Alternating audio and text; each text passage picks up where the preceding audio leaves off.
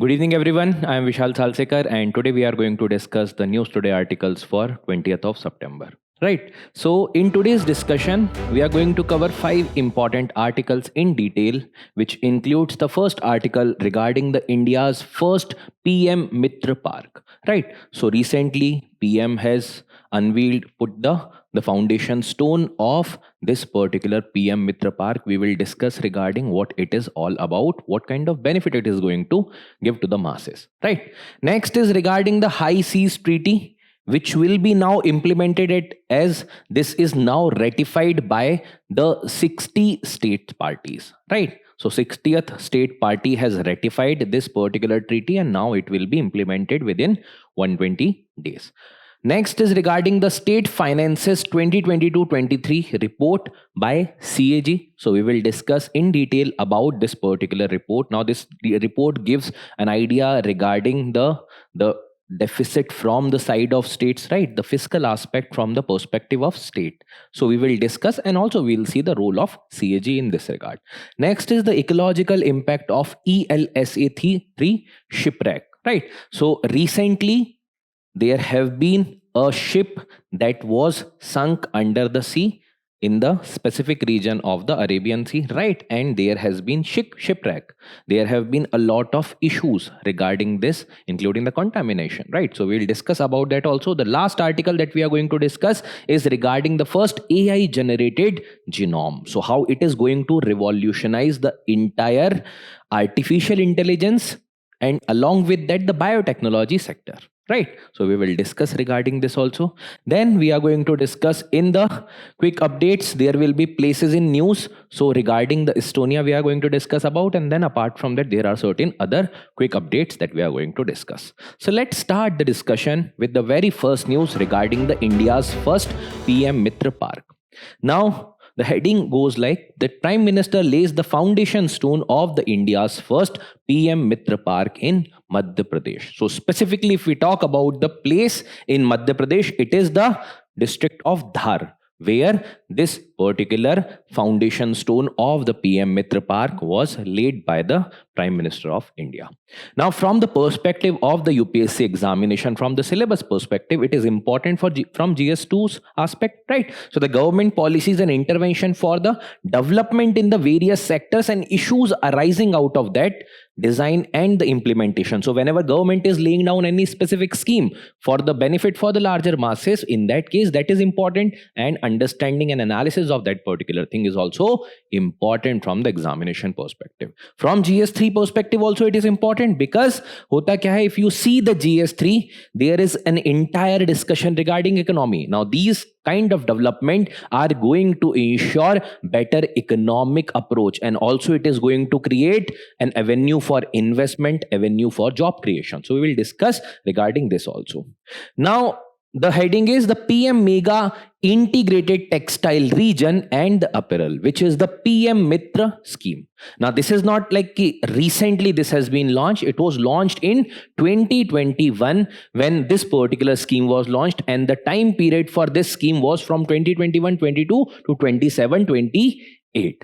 Now, as the name suggests for this particular scheme, Integrated Textile Region and Apparel, that means it is for providing the value chain, the entire value chain from the very production of the cotton to the last aspect, which is the export or the consumption of those particular products which are being utilized in this particular process, or which are being manufactured by this particular process. So there is entire value chain that we are going to cover in this particular scheme.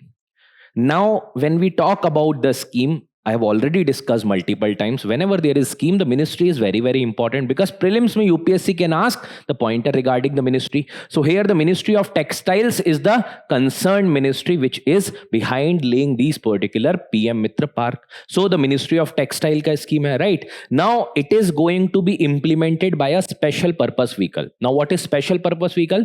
Dekho, generally whenever there is multiple investors that have to be pooled in order to provide investment to certain project, there is creation of a special purpose vehicle. That means this particular company which is being created for this purpose only. यही एक purpose है, so that there are risk that are going to get distributed among multiple investor, and risk भी share होता है, apart from that a lot of other benefits that are there, that this particular company is responsible for these particular projects only. That's why the special purpose vehicle that has been created in this particular regard. So this is going to be implemented by the SPVs or the special purpose vehicle owned by the center and the state government. That means there will be stake of the central government also, there will be stake from the state government also. So both cooperation will be ensured in this particular special purpose vehicle. Now, as I have already discussed, that what is the objective or aim of this PM Mitra scheme. So the objective is to develop the entire value chain. That means from the production to the supply to different markets, whether it is the domestic market or whether it is the international market. And even apart from that, how you are going to ensure these kind of integration? You have to ensure comparatively better infrastructure, comparatively better integrated systems, right? So from the production till the supply, all the units should be connected in a proper manner with the up-to-date infrastructure in this particular regard. So integrated large scale and the modern industrial infrastructure is also part of this PM Mitra scheme. Right now, as I have talked about, that it is based upon the 5F vision. 5F vision क्या है? Farm, from where the cotton will come, then farm to fiber. Fiber means the thread from that particular cotton, which will be the basis of that textile. From the fiber to factory, because that particular factory is going to manufacture the textile, which will be the cloth and many other type of textiles, right? Then from factory to fashion. That means depending upon the demand, depending upon the market they need to cater, that will be manufactured in the form of that particular product from the textile. And lastly, that will be redirected to different countries also or within the country. Matlab, this is an integrated chain from the farm to foreign. This is integrating 5F vision. Now, in the mains examination, generally we have to depict something also in the better presentative manner. So you can utilize this 5F approach like this. These kind of spokes can be created, and that will be giving a comparatively better visual look to the examiner regarding this. Right now, when we are talking about any specific scheme, there is always an aspect of funding that is related to that. Now, how the funding is ensured in this PM Mitra scheme? So in that particular context, basically the funding mechanism के लिए Ministry of Textile, which is the concerned and the nodal ministry in this regard, right? So Ministry of Textile is giving the developmental fund or the capital fund in this particular regard. So developmental capital support will be provided by the Ministry of Textile. That will be up to 500 crore. So up to 500 crore per park to the park SPV, whatever special purpose vehicle that is created. Suppose karo, if it is in Madhya Pradesh, it is established in Dhar. So the Madhya Pradesh state government and the central government, they have pooled their investment. They have created a special purpose vehicle in this regard, which will be a company which is going to implement or which is going to be responsible for this particular PM Mitra Park in that particular region. So there, that particular SPV is going to get 500 crore, up to 500 crore funding from the Ministry of Textile regarding or as a developmental capital support. Next is the competitive incentive support. So see, once the developmental support is there, there will be also a lot of other procurements that will be needed. So there will be competitive incentive support that is also being provided, and that is up to 300 crore per park. So that particular fund is also being talked about as a part of funding mechanism in the PM Mitra scheme. Right now, दो type का हो गया. First is the developmental capital support and another is the competitive incentive support. Both will be provided. Now, when we are talking about the textile park, is it going to be created across India in all the states? The answer is no. As of now, the proposed park is in the 7 states. The state includes Tamil Nadu. So in the Tamil Nadu, Virudnagar is there. In the Telangana region, there is Warangal. In Gujarat, it is Navsari. Karnataka mein Kalburgi. Madhya Pradesh mein Dhar. Uttar Pradesh, Lucknow, and lastly Maharashtra mein Amravati. So basically, see, in order to manufacture anything, the raw material has to be there. So in order to utilize from that particular scratch to ultimately manufacturing, whether it is cloth or whether it is any other product from that particular textile. In that case, all the things should be available, whether it is the technological support, whether it is the raw material, whether it is any other thing. So jahan par they are the centers available, whether it is the agricultural field and all, from where the raw material and other supplies can be easily available, there these particular centers are created. Now the purpose is, in order to integrate the farmers, integrate all the other facilities that are available in the form of the PM Mitra Park through the PM Mitra scheme, right? So these are the places. So like this, there can be question in the prelims where you have to answer that whether it is including all the states mein there are different centers created. As of now, it is not. As of now, it is proposed in the 7 state. Now the eligibility and the selection criteria, how that particular selection is being done for the sites, right? So in that cases, there has been the criteria regarding that the land parcel which is there, which is because when you have to set up any industry, you will need the patch of land, right, where you are going to establish your industry. So that will be contiguous and encumbrance free land parcel. That means there should not be any kind of disputes or the legal title related issues on that land that can be utilized, and that should be at least 1000 acre. So 1000 acre is one such criteria. Apart from that, that state jahan par ye manufacturing plant establish kiya jayenge ya fir ye park establish kiye ja rahe hain, where the entire value chain is situated, there also state textile and the industrial policy hona chahiye for that particular state. So that state should work upon its own industrial policy and the state textile policy. So these are the criterion which are mentioned over here. Now the Mitra Park can be either in the greenfield or brownfield. What is greenfield? Means entire setup of the industry at that particular place is completely starting from the scratch. There is no such industry already available at that place. That can be the greenfield industry, means that industry is getting established for the first time only. Next is the brownfield. It can be either brownfield also. So brownfield is basically where already there was some establishment over there, there was industrial presence over there, and now you are utilizing for this scheme that particular region again. So either it can be in the green field or the brown field.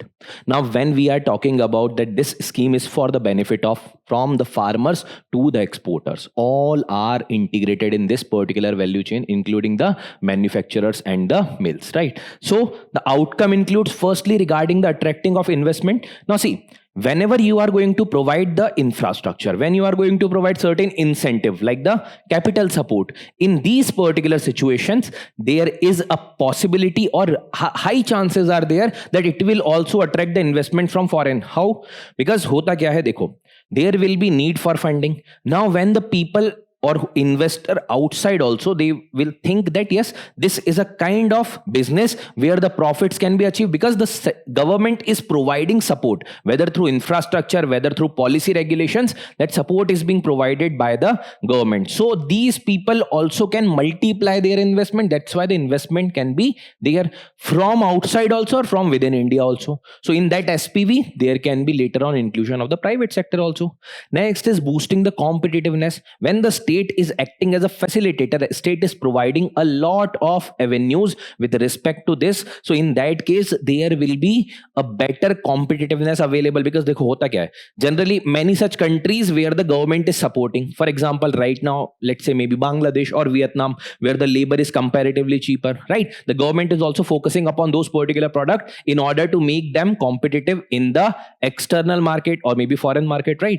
Now if India is also going to adopt similar kind of approach where we are providing incentives, that is also going to boost the competitiveness. Lastly, employment opportunity. When you are creating this kind of massive infrastructural project where there will be incorporation of from the farmer to the exporter, there is a lot of employment that is possibly going to be generated through these particular schemes. So these are the benefits that are going to be there because of this PM Mitra Parks or PM Mitra scheme, right? So this is it regarding this particular article. Now UPSC generally can ask regarding the textile sector or with respect to the textile industry in general. There you can quote regarding this, and that can be a helpful thing that will also show to the examiner that you are also current aware person, right? The next article, important article, is regarding the 60th ratification of the High Seas Treaty paves the way for its enforcement. So there has been inclusion of Morocco, which became the 60th party in order to ratify this High Seas Treaty. And now, after 120 days of ratification of Morocco, that particular treaty will be now implemented, and that will be binding on those parties which have ratified this. Now, in such cases, generally hota kya hai? The status of India is being asked, that India has already ratified this. The answer is no. India has signed this High Seas Treaty. India has yet not ratified. We are thinking about the process of ratification because that will need the involvement of the parliament also, right? So, India has not yet ratified. India has signed. Now, from the perspective of the syllabus, why it is important? Now, see, High Seas Treaty. If you think about High Seas Treaty, it includes the international water. When we are talking about international water, it is the matter of global governance. There the international relations related things gets involved, right? And apart from that, the global governance, that is also involved. So governance and the international relations, important international institutions, agencies and fora. For example, there is international maritime organizations are there. There are a lot of conventions related to that, like UNCLOS is there, right? So that is there. Apart from the GS paper 3, because environment is also one such thing, and also apart from that, in those particular water, there are also a lot of economic resources are there, whether you talk about fisheries or whether you talk about the other minerals available in the seabed. So for that purpose also it is important, and also environmental pollution, because if you are going to over extract something, that is going to create the pollution, right? Now, what is High Seas Treaty? So see, in 1982 there was United Nations का एक convention था, conventions on law of the sea. That particular convention was signed. Now after that, in 1994 there have been certain changes that were done, inclusion of multiple other state parties that was done in the UN clause, and also there was inclusion of the seabed mining related things in that particular UN clause wala convention, and that was one such change or one such agreement under this UN clause. In 1995, another change that was done with respect to the fish stock agreement. Now see, hota kya hai ki let's see from this particular diagram. Let's say this is a country A. I'm just giving you a generic idea. This is the boundary of country A. Yahan tak hai. Now, maybe this particular region might be the territorial water. Means this is a sovereign water of this particular country. Let's say this country is India. So, yahan tak ka jo water hai around India is the India's personal water. That means India has the sovereign claim over this water. After that, there is some extent tak, let's say 12 nautical mile tak, another region which is the contiguous zone of India, where India can impose the laws, right? And beyond that, roughly 200 nautical mile from here, there is EEZ, exclusive economic zone, means for all the economic purposes India can utilize this particular region. But yes, there is no such thing like India have territorial claim over this water, but yes, there is EEZ, means for economic purposes you can utilize. Now like India, all the other countries which are having the coastal border, they are also having these kind of EEZ. But what about the region which is falling beyond this? Ab iske beyond be a large amount of water which does not fall in the EEZ of any specific country. Now, if there is no such law in order to govern these particular water, then there are very high chances that this water can be exploited. And this is generally happening, whether it is seabed mining, whether it is any kind of mineral extraction, whether it is overfishing or over extraction of the fisheries, or whether it is disruption of the marine environment through the pollution and multiple other issues that is there in this particular region, which is known as high seas, or basically the global commons. Yahan par no country have sovereign claim. In this particular water, no country is having the sovereign claim. Now, when it is common for all, whether it is for the global good, then that is going to be exploited by all the country in their own way. The developed country are going to exploit it more because they have the power, they have the capacity, they have the technological things the developing countries are not able to get. So in order to create a equitable environment, in order to govern these particular high seas, or which is beyond this national jurisdiction, that particular regions ke liye this particular high seas treaty has been ensured, right? Now 60th state party, that means not all have ratified, right? Many such countries which are thinking of even signing, many countries like India also, which have signed but yet not ratified. So basically, this is to ensure that the global maritime governance can be better. Now, in this particular context, the Morocco became the 60th nation to sign this particular treaty, and the treaty will enter into force 120 days after this.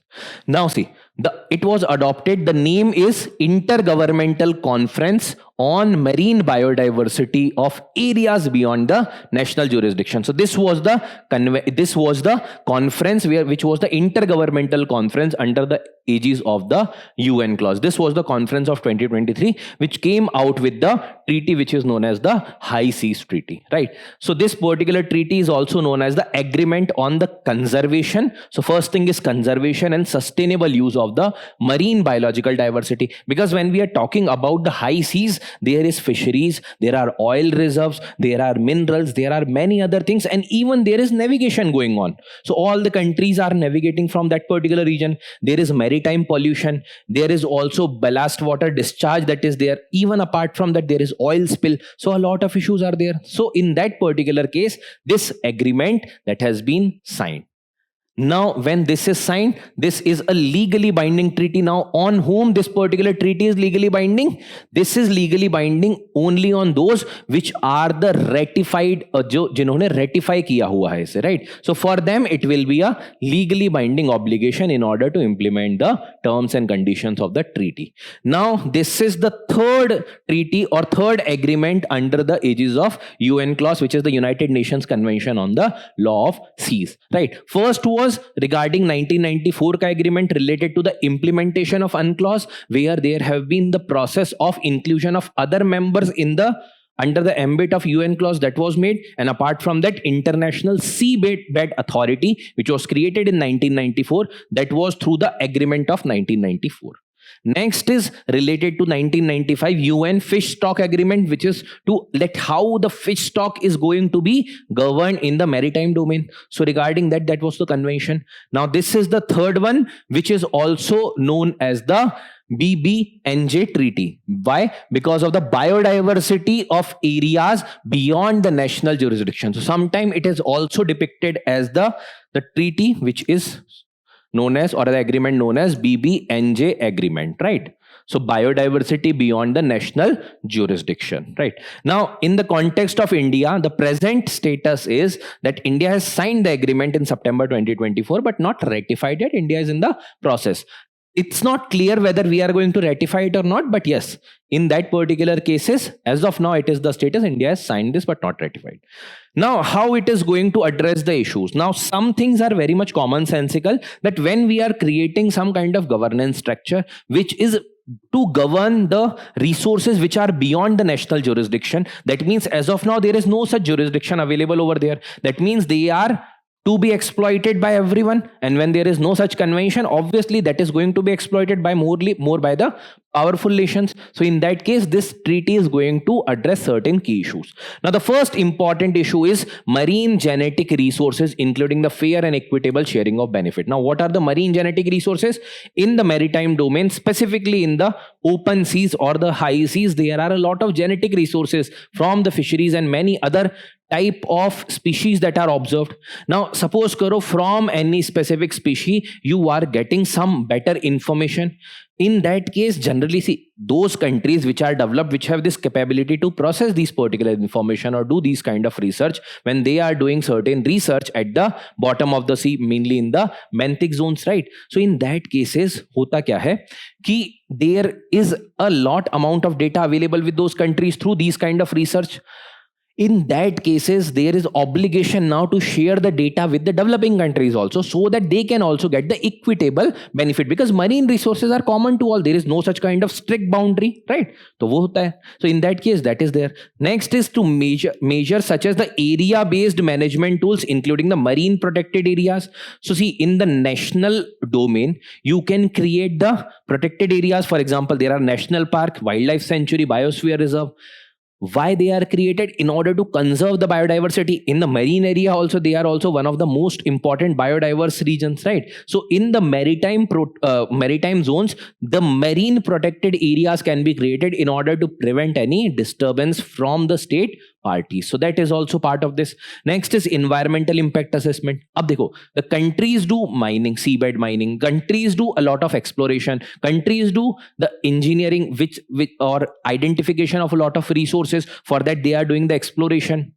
So in all those cases, and even apart from that, there is our exploitation with respect to the fishing. A lot of other resources are getting exploited from that regions. So there is environmental impact assessment that has been ensured over here, and this is going to talk about that whether if you are doing any kind of research over that particular region, if there are chances that that region can get exploited by the research that you are doing, that particular thing will be prevented. Last is the capacity building and the transfer of technology. Again, related to the first point, those countries which are capable in order to go for such kind of exploration, those particular region will be having information. Now the capacity building of the other countries which are somehow not having these particular resources and not having the technology, those things should be transferred to them also. That means the fair and equitable benefit sharing should be done. Right. So these are the issues that are being addressed. Now, in order to implement this properly, there has to be a consensus among the countries which are the major player. For example, China, for example, India, for example, US, Russia, Japan. These are the major countries where the fishery stock is high. These are the countries which are governing a lot of areas as far as the maritime domain is concerned. So when these parties are on board, then only there will be substantial utilization of the treaties like this. The next article is regarding the State Finance 2020-23 report released by CAG.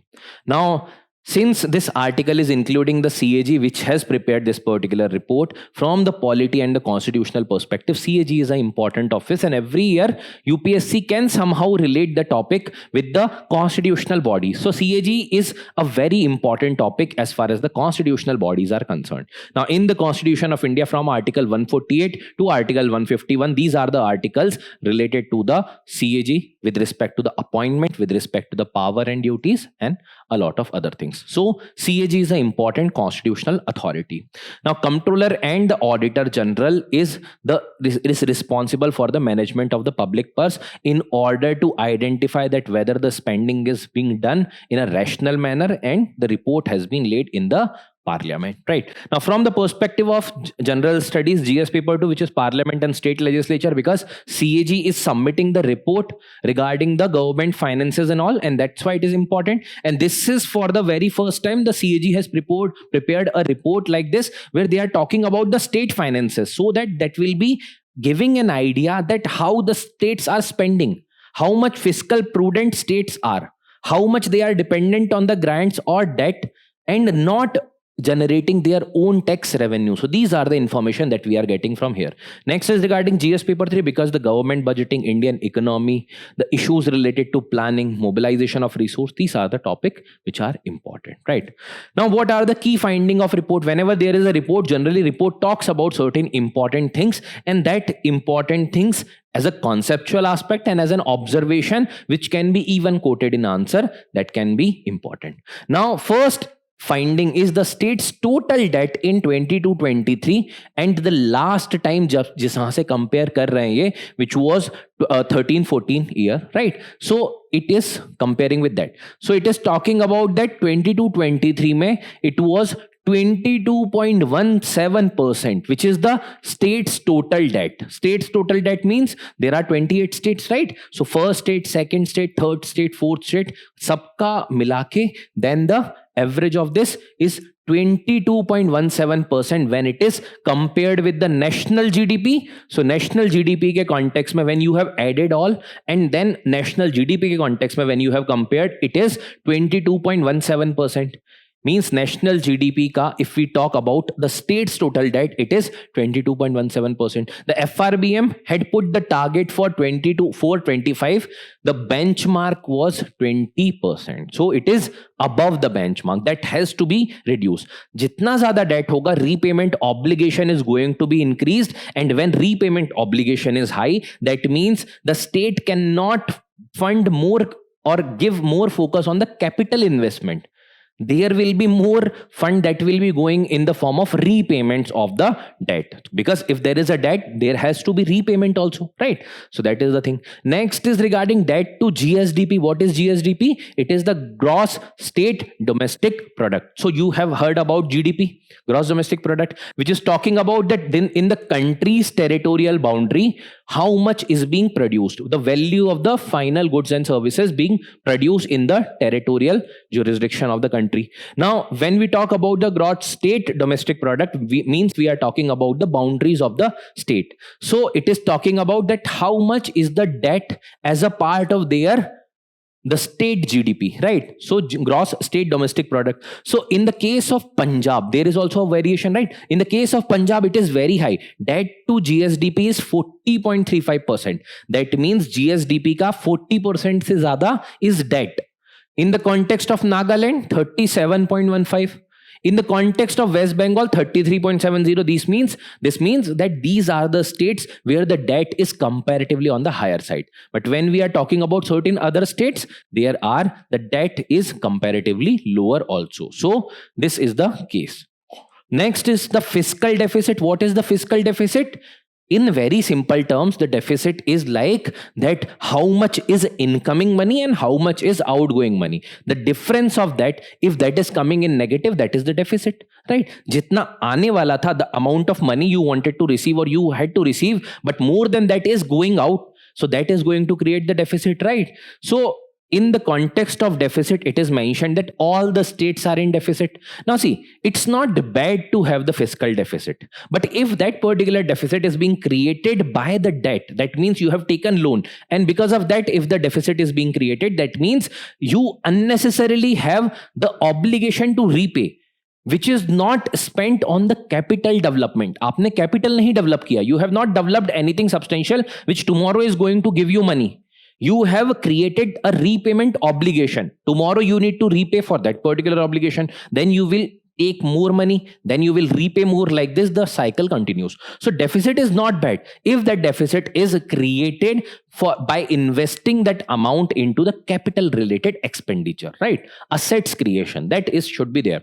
So in the context of this, Gujarat has 0.76% of GSDP, which is the fiscal deficit. This is talking about fiscal deficit, not the debt to GSDP. In the context of Himachal Pradesh, it is one of the highest, which is the 6.46% of GSDP is the fiscal deficit. It is fiscal deficit.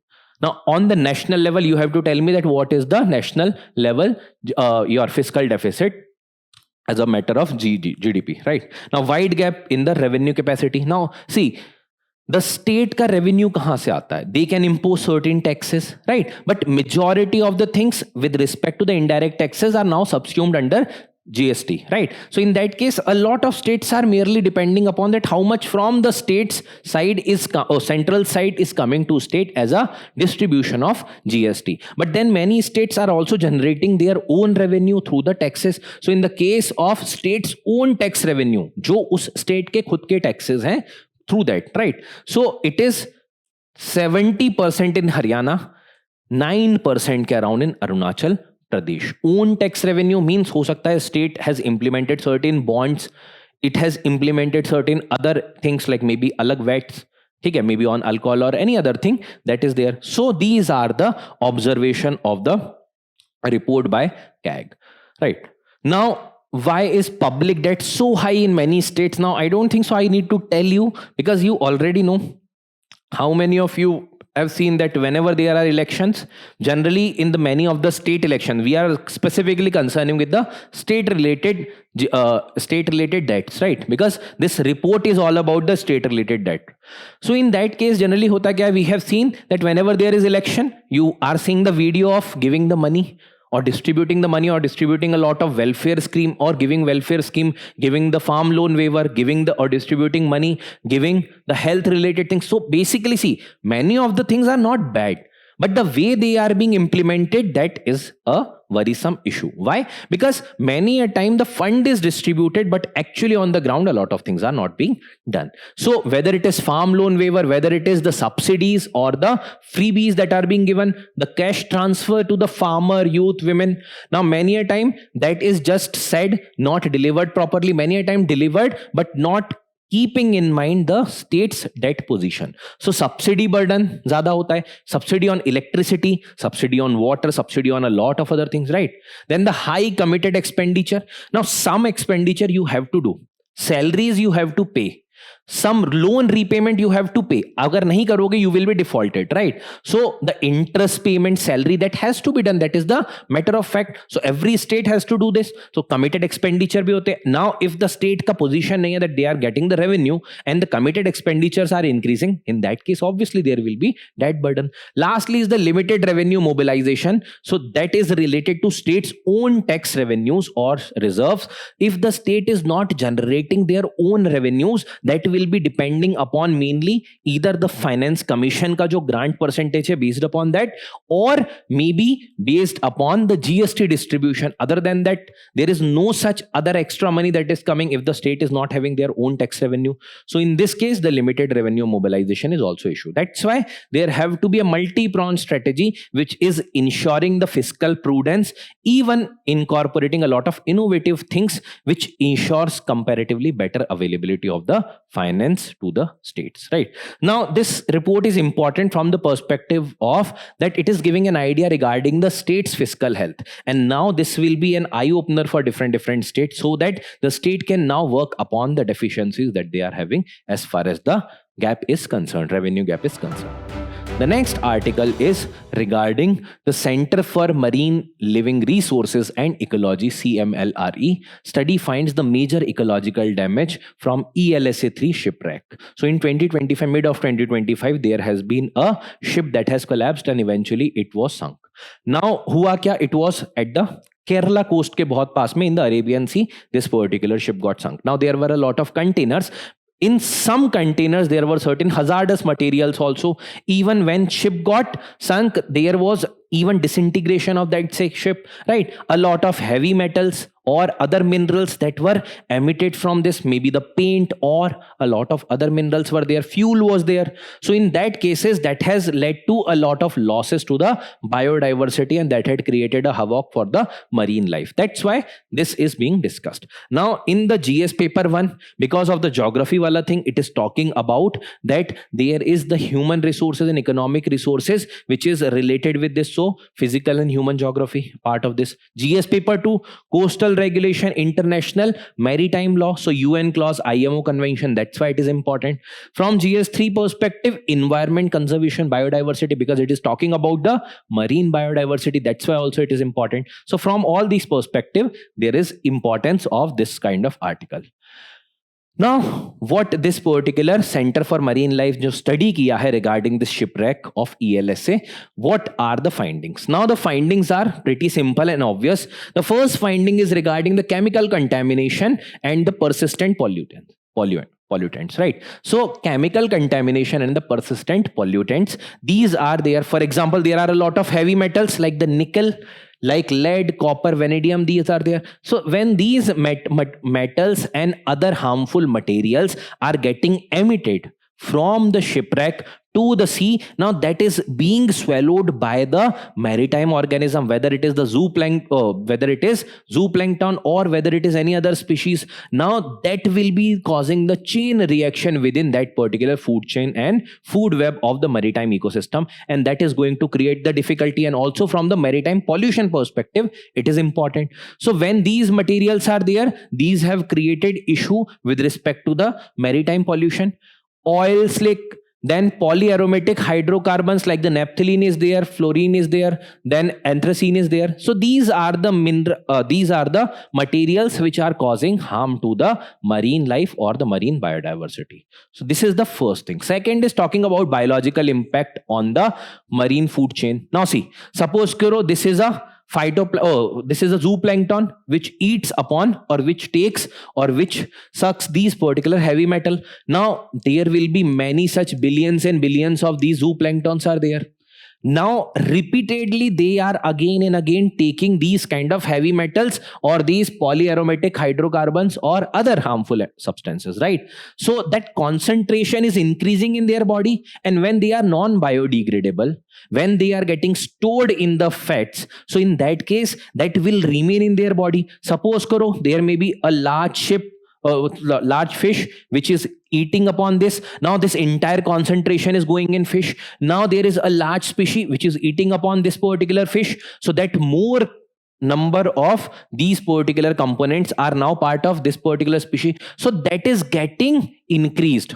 So when it is by different population, different individuals of the same population, for example, when they are being eat up by the zooplanktons, individual zooplanktons, multiple times they have taken up these particular heavy metal, that is the bioaccumulation in the same species we are talking about. But when that is increasing with every stage of the pyramid of the food, in that case that is causing biomagnification. That means at each and every stage it is increasing.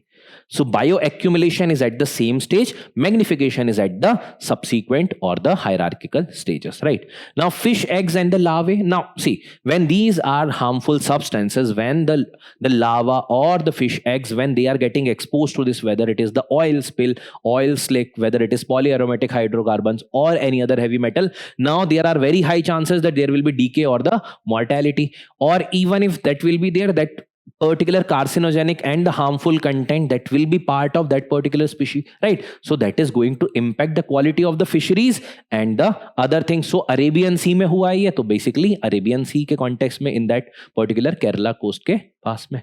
Lastly is the benthic organism. Now benthic organism are basically those which are either attached to the bottom of the sea surface or very near to that.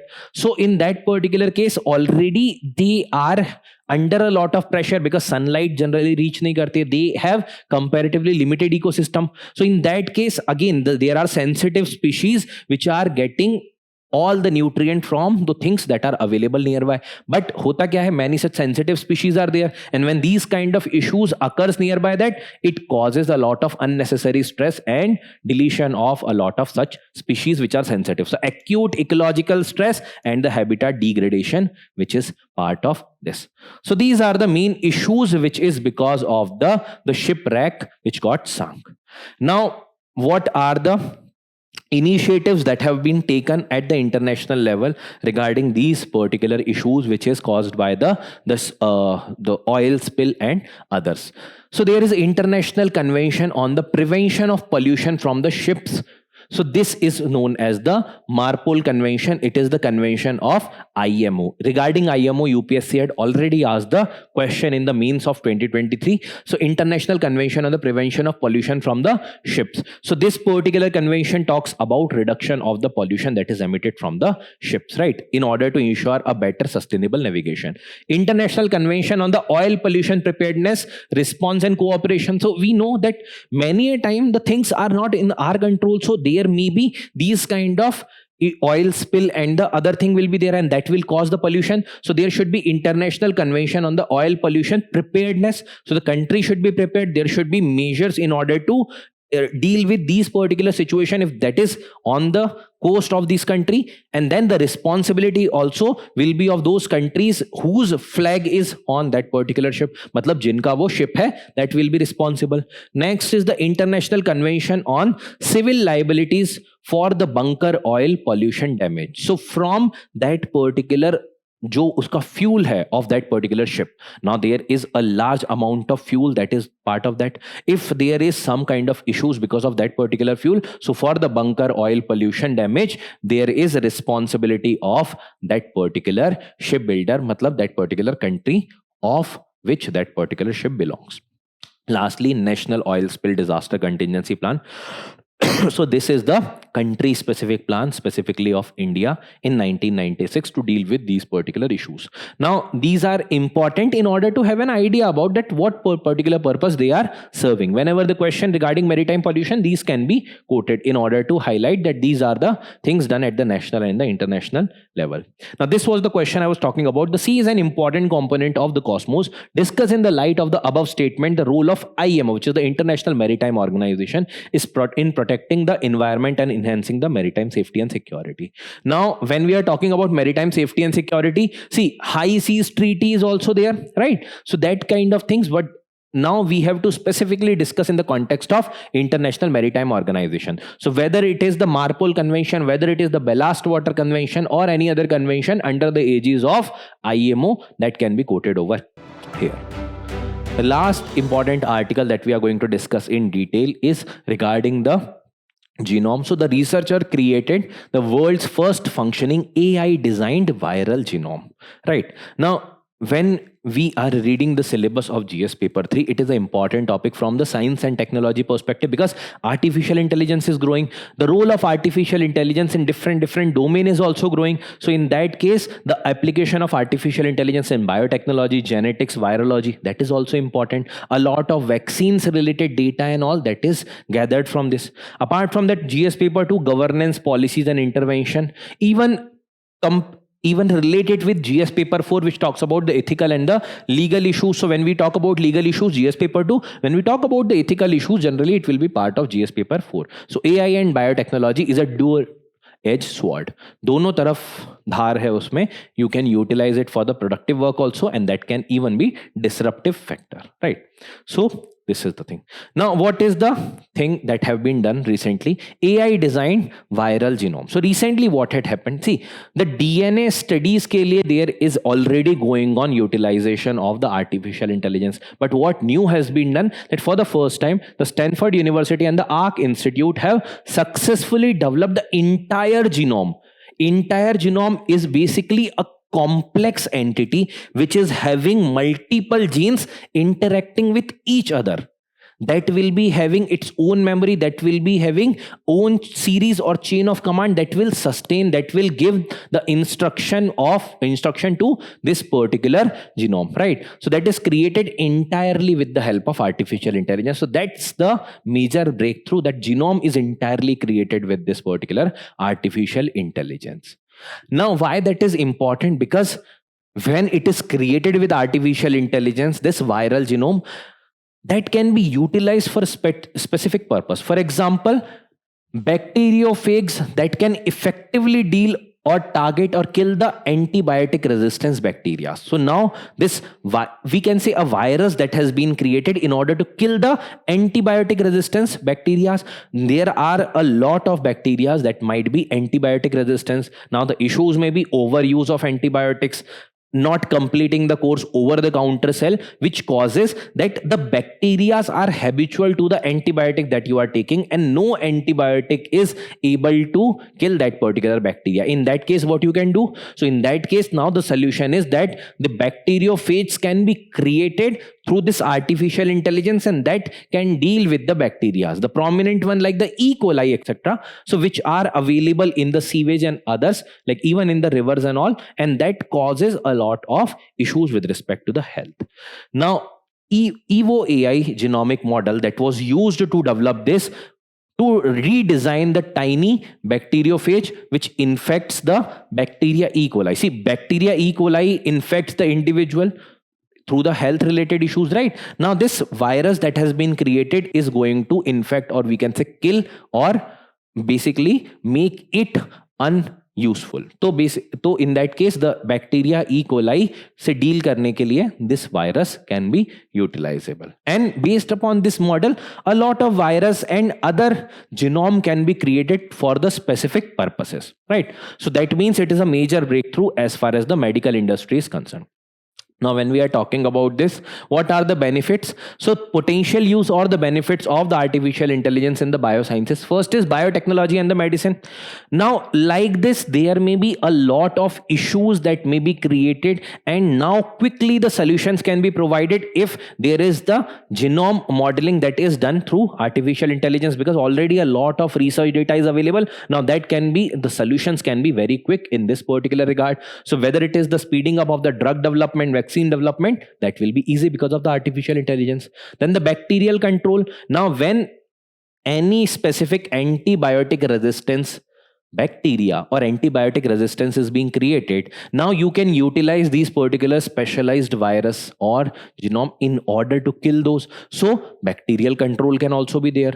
Next is research. Now a lot of research, because many a time it happens that we do not exactly know what is the complete pattern of this particular genome, right? So DeepMind's AlphaFold जिसने बताया कि protein structure किस तरीके का होता है, what is the protein structure and shape related idea which was till now very much uncertain. So that was got through the DeepMind's AlphaFold protein. So for the research and development perspective also, it is artificial intelligence is very, very important in the medical industry. Next is the synthetic biology. So a lot of products then that can be created that can be even utilizable in a sustainable manner. For example, right now when we are utilizing a lot of plastic, one such issue is that they are not biodegradable. So through the use of artificial intelligence, we can create the biofuels or the biodegradable material that can be utilized as a sustainable material and the alternative of the plastics and all. Lastly, deeper understanding of the gene interaction, evolution, right? So these things which are right now more about having an understanding based upon the commonly observed feature, now there can be in-depth understanding that can be done through these particular artificial intelligence models ka utilization. But is everything good? No. Simply that can also cause a lot of virus that can develop themselves, that can manipulate themselves, and that can create a lot of havoc. Because suppose karo, if that genomic structure gets changed automatically, there may be a chance that it can spread like wildfire. There cannot be any prevention from that. So that is created to kill the bacteria. What about if that has spreaded like wildfire and that created a lot of difficulties? देखो जो Covid में हुआ, that can be replicated again and at the large scale and even with more dangerous result. So it is the dual use risk. They can be utilized the bioweapon because one country can utilize it against the other country also. Then biosafety. Now see, the artificial intelligence model can provide you a lot of things, but maybe a chance that once it will interact with the general environment, and then there may be a lot of alteration also. So biosafety related concern. See, you might have heard of one thing, genetically modified crop, GM crops. Why it is not introduced at that scale in country like India? Because we do not exactly know that once it is introduced, how it is going to impact the native species and also the individuals, right? So once introduced, it will be very difficult to control. So that's why biosafety related concerns are there. Bioethics and regulation. Now suppose karo, if there has been some virus that was created. Initially, it has not created any difficulty, but later on, because of multiple complex interactions, now it became harmful.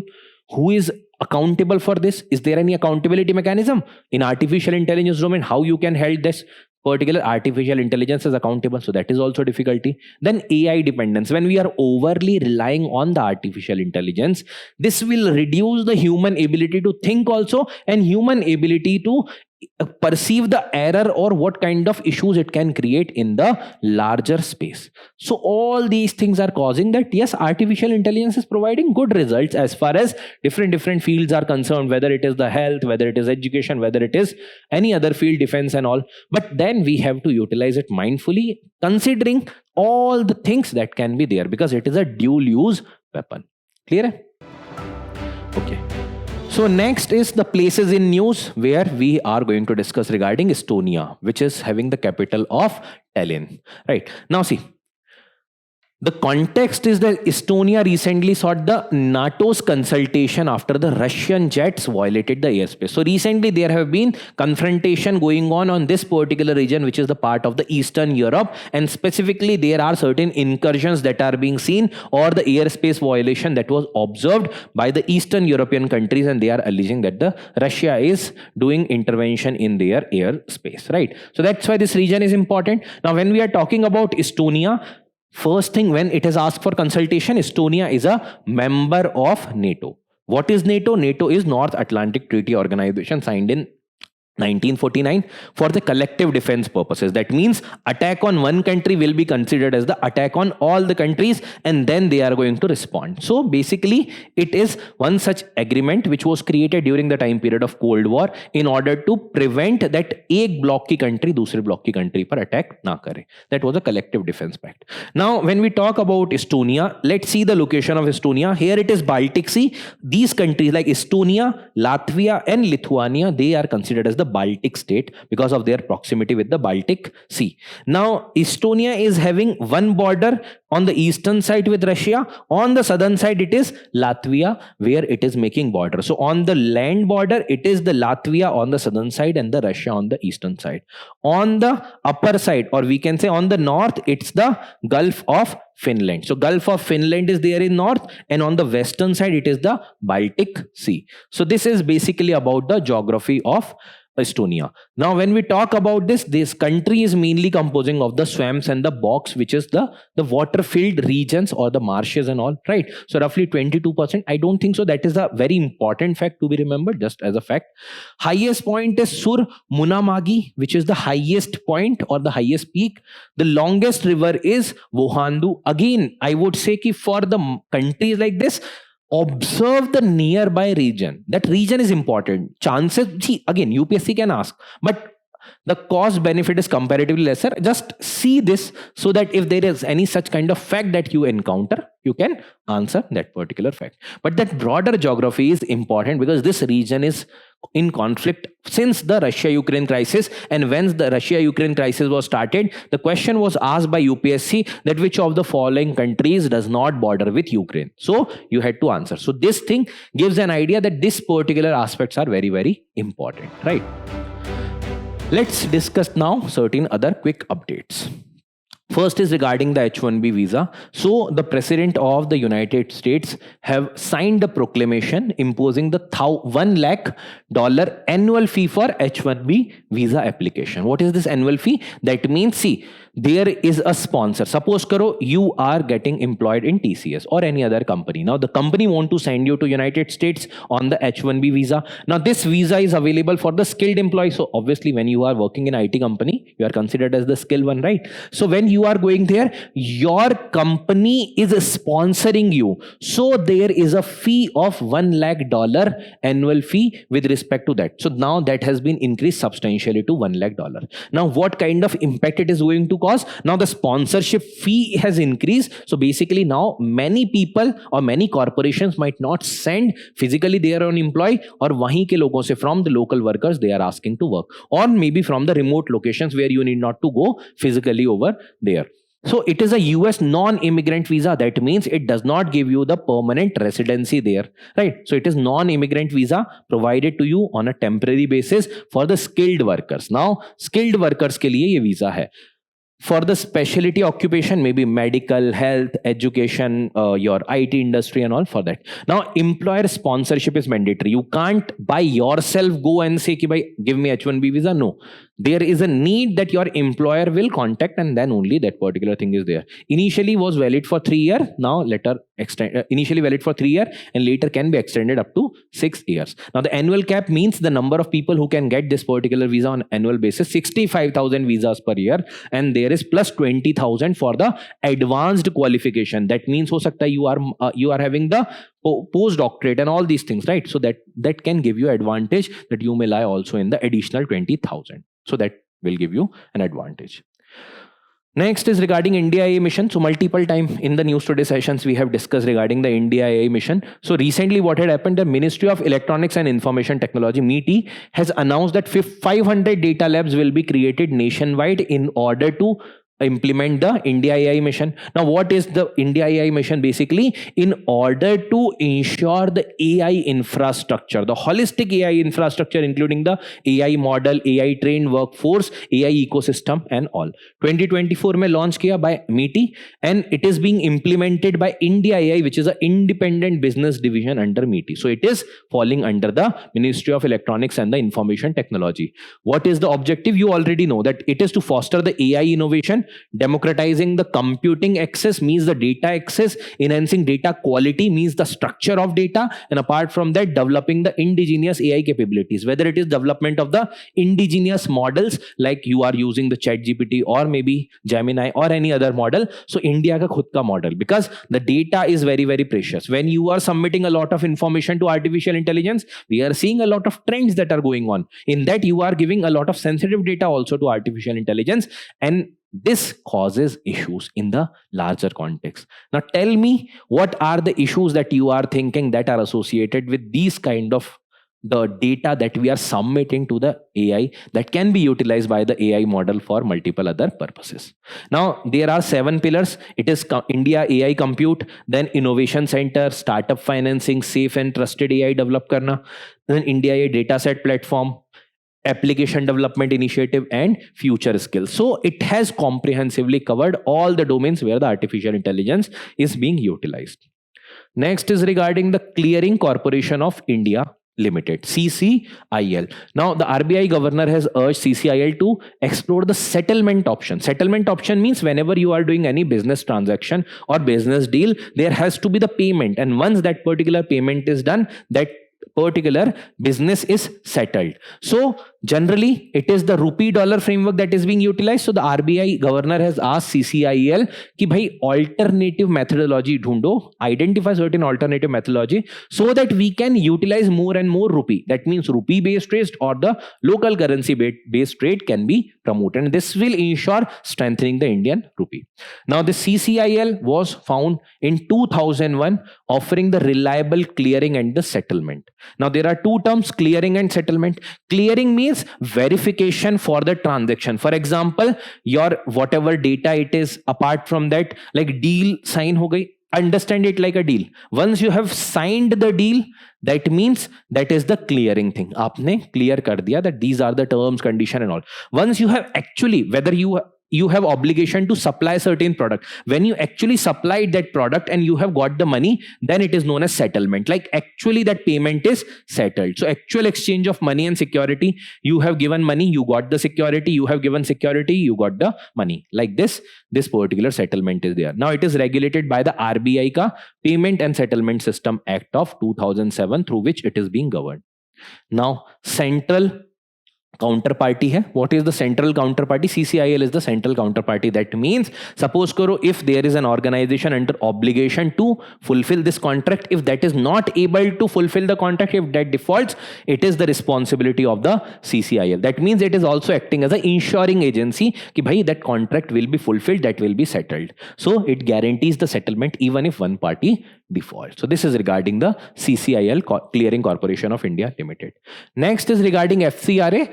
So it is Foreign Contribution Regulation Related Act, right? So the Supreme Court pulled up the union government for non-granting the FCRA renewal for 2 NGO, and also it was rejected on the basis of Section 7 of FCRA. Now what this FCRA is all about? So it is managed by Ministry of Home Affairs for regulating and monitoring the foreign contribution. So whenever foreign contributions are coming in India, that also can be for dual purposes. This can be for the productive purpose, developmental purpose, and this can also be utilized for the negative purposes, maybe for funding any terror activity, or maybe in the name of NGO, utilizing it for certain other manipulation, right? So Section 7 of FCRA says ki bhai dekho, it prohibits any such kind of transfer where the funds received by the corporation is being transferred to any other person or any other organization.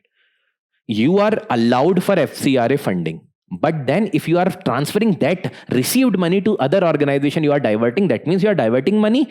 That means you are not following the Section 7, and that can prohibit the funding also. Contributions made by NRI. Suppose karo, if your relative are outside India and they are sending you money, whether that fall under the category of FCRA? No, that does not come under this particular foreign contribution in the domain of FCRA. So this is regarding the FCRA. Next is regarding fentanyl. This article was also discussed because previously it was that there was a report talking about that a lot of mortality that is being observed because of the fentanyl. Now US has imposed the visa bans on the Indian firms, Indian individuals who are linked with the fentanyl precursor chemical trafficking. Means the chemicals that are being utilized in order to form fentanyl, uski trafficking mein, that was violating the rules, and that's why the visa ban was done. Now what is fentanyl? It is a potent synthetic opioid. Now potent synthetic opioid means it is a kind of addictive substance generally used for medicine, for example as the analgesic, like the pain reliever or anesthesia ke liye. So for the medical purposes it is allowed, but then it is being more allowed or more utilized in order to go for the addiction or the drug related abuse, right? So this is 100 times more potent than morphine and 50 times more potent than the heroin, and this is the what we can say the strength of the fentanyl, right? So that's why if that is getting abused by the individuals, in that case, that is creating a lot of issues. And US is one such country where a lot of drug abuse is happening. So it alters the brain activity, because when you are taking any of the opioid, generally that alter the brain activity, that changes the brain simulation, and then leading to the compulsive use despite the harmful effect. You get addicted to that particular substance, that lead to the substance abuse. Next is regarding UN 1267 committee. So this was recently क्या हुआ कि Pakistan and China created a nexus in order to list the Baluchistan Liberation Army BLA and the Majid Brigade, which is the special forces under the Baluchistan Liberation Organization BLA under the UN 1267 sanctions regime. But then that was opposed by US, France and UK. So see, 1267 committee includes all the members of the United Nations Security Council. 15 members, 5 permanent and 10 non-permanent. All of them are there. So it was created in 1999. This sanctions committee created in 1999 for the sanctions against Taliban and Al-Qaeda and affiliated group, right? Later on, a lot of other terrorist organizations were also became part of this. So ISIS and Al-Qaeda sanctions committee, later it became by this name, ISIS and Al-Qaeda sanctions committee. Right? Comprises all the permanent and non-permanent member of UNSC. Now, how they control the activities of these kind of groupings which are listed under this. So when a grouping like Lashkar or maybe Taliban and all, when not Taliban per se, but the Al-Qaeda, when they are getting listed, the funding, their assets, that particular freezing, funding related trail, that is stopped, right? So all these issues are there. Next is regarding the National Archives of India. So there have been 50th Gold Jubilee meeting of the National Committee of the Archivist. This was hosted by the National Archives of, co-hosted by National Archives of India. Now, National Archives of India, you might have already seen a lot of documents, memoir, a lot of original copies of different documents, letter exchange that are available in the National Archives of India, that keeps the repository of those particular documents, right? So it is an all India professional body established in 1953 and headed by the Director General of the Archives. Director General of Archives head the National Archives of India. Now, the purpose is to discuss the professional and technical problems being faced by the Archives Department. This particular meeting was there for this purpose. Now, the traces of the National Archives of India can be from 1891 from Kolkata as the Imperial Record Department, and that later became the National Archives of India. Attached to Ministry of Culture, so it is an attached office. That means acting as an office under the Ministry of Culture. Now, the main branch is in New Delhi, regional office there in Bhopal. Then there are record center at Bhubaneswar, Jaipur and Puducherry. So these are the regional record centers. Then implementation of the Public Record Act of 1993 and Public Record Rules of 1997. These are the tasks that are provided to National Archives of India. The last article is regarding Pumpuhar, which is also known as Kaveri Patnam. So recently, after 2 decades, an underwater archaeological survey has commenced off the coast of Pumpuhar. Now, this is a historically very, very important location, and it was also considered as the second capital of the Chola Empire, right? So it was the ancient Chola port city and at the mouth of the Kaveri River. So you have to tell me, it is on the eastern side of India or the western side of India? You have to tell me. The major center for the maritime trade during the Chola period, second capital of Chola, for exporting the pearls, spices and textile. Now see, there is an interesting story behind this, that it is believed that this particular city was submerged, by which was mentioned in the Mani Mekalai. Mani Mekalai is one such epic or prominent Sangam text which was written by Sattalai Sattanar, right? So there were 2 prominent epic that were created during the time period of the Sangam age. One was the Silapadikaram written by Ilango Adigal, and next is Mani Mekalai, which was written by Sattalai Sattanar. When from the culture perspective you will read, there can be question or the probable question regarding this. So with this, we have discussed the entire news today for the 20th September. Now there must be some questions that are visible on your screen. Try to solve those questions and write those answers in the comment section for the better learning. Okay? So I hope things whichever I have discussed, I have tried to do certain value addition that is clear to you. We will meet again. Thank you.